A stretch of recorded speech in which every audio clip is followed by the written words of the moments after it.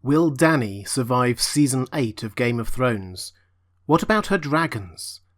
Will she finally get to sit on the Iron Throne? Hi everyone, this is Robert. Welcome to Deep Geek. In this video we will be looking at one of the strongest and most central characters in Game of Thrones, Daenerys Targaryen.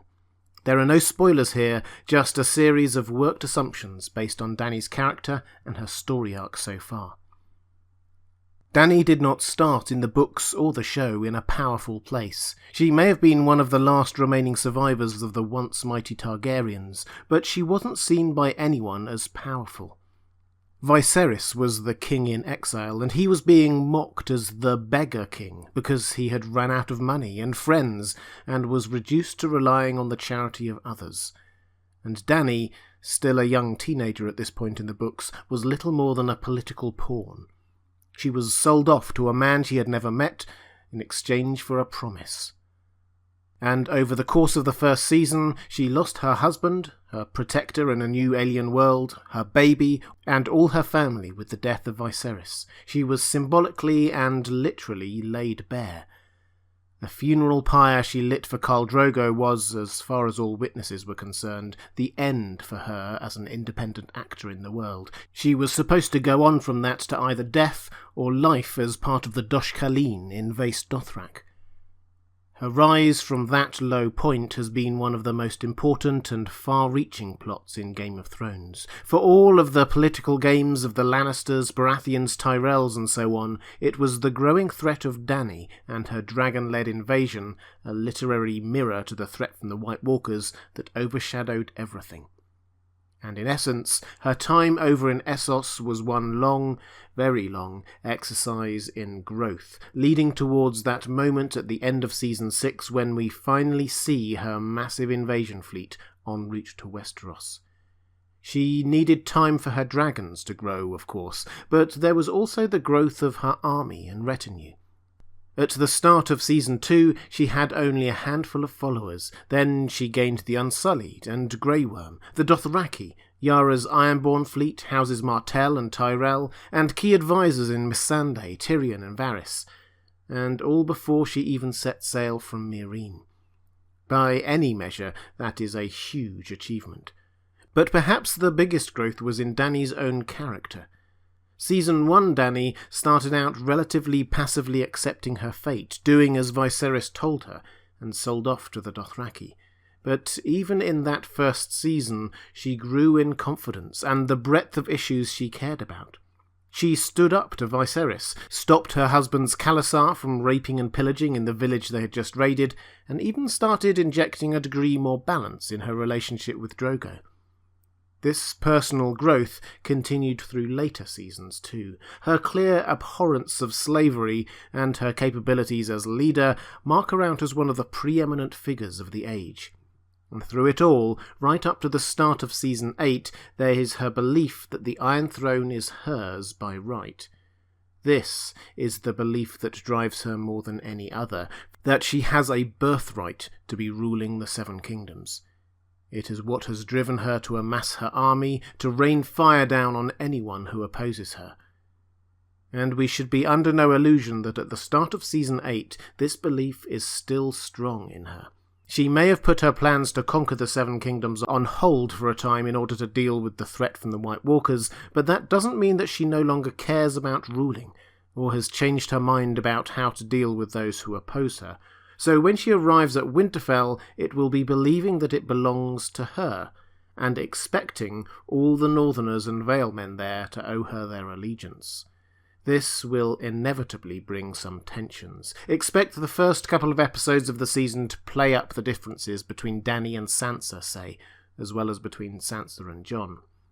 The Northern Lords were very clear with him that they didn't want him bringing any Targaryens up there, and they definitely didn't want to be bending the knee to one. So he will have some explaining to do, and Dany definitely won't be about to just grant them their independence again.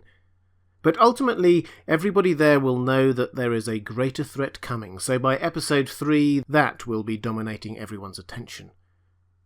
What is even more interesting from Dany's perspective will be how she reacts when she learns, as she surely will, that Jon is her nephew.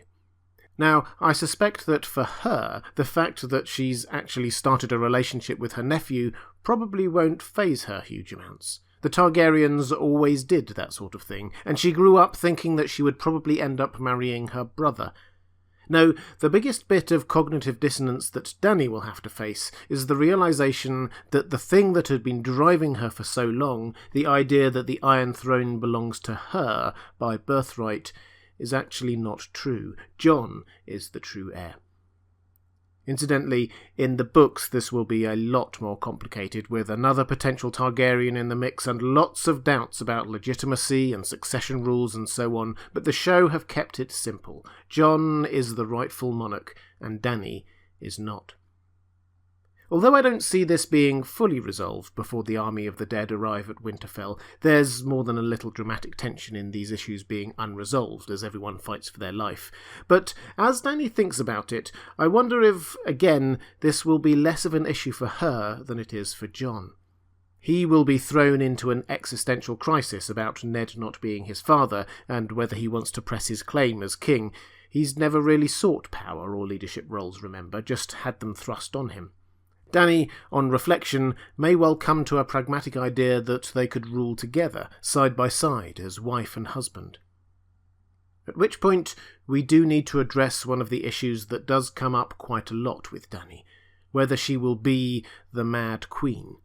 It's something she grapples with herself in the books and on the show, and we do have to accept that on occasions her default reaction to opposition is to burn people. Randall and Dick Tarly are probably the least relevant examples here, however. I'm sure the show will play up the emotional impact of their deaths on Sam, but they were given a couple of opportunities to avoid their fate, which was swift. Now, the more troubling reactions from Dany are the occasions when she suggests razing King's Landing to the ground, say, killing potentially hundreds of thousands of innocent people. She allows herself to be talked out of it each time, but one does have to wonder what she would do if the idea came upon her and she didn't have an advisor like Tyrion at her side to tell her why not to do it. But on the show, certainly, that's not where her character arc seems to be going. If anything, she seems to be softening her more Mad King edges. She has put her ambitions to claim the Iron Throne on hold for a while because she wants to lead the fight to save the world. She has allowed Jon in, taking his advice on things. She didn't tell him to bend the knee or burn, as she could have done. She listened to him, and waited until he had decided that she was worthy of that. So I don't think that we are going to see Daenerys go evil, but I do think that we will see her in the second half of the season turn her attention back down south, and to the restoration of the Targaryen dynasty by force if necessary. This will obviously lead her into conflict with Cersei. In one of Bran's visions a couple of seasons ago, we saw a flash of a dragon's shadow passing over King's Landing. I think this will come to pass in Season 8. Will she get the Iron Throne? No, I don't think so. Her vision in the House of the Undying on the show had her reach out to touch it and then move away without ever getting hold of it. I think this is symbolically what we will see. She will get very close to what she has dreamed of for so long, but not ever achieve it. There are two overarching thematic reasons why I think that. First, she symbolises fire in this Song of Ice and Fire, and if we expect ice, the White Walkers, to recede or be defeated, then we should expect fire to do the same.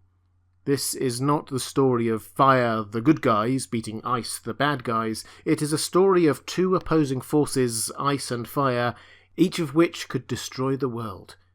For the ending to be satisfying, there will need to be a balance of sorts, so don't expect the dragons to survive either. Sorry.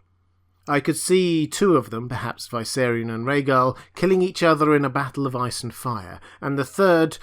Well, there are precedents in the book history, and quite a lot of foreshadowing on the show, that a scorpion bolt in the eye could kill a dragon, and you can be sure that Qyburn will have quite a few of them on the walls of King's Landing. Perhaps this will be Harry Strickland's job, but that's just a guess.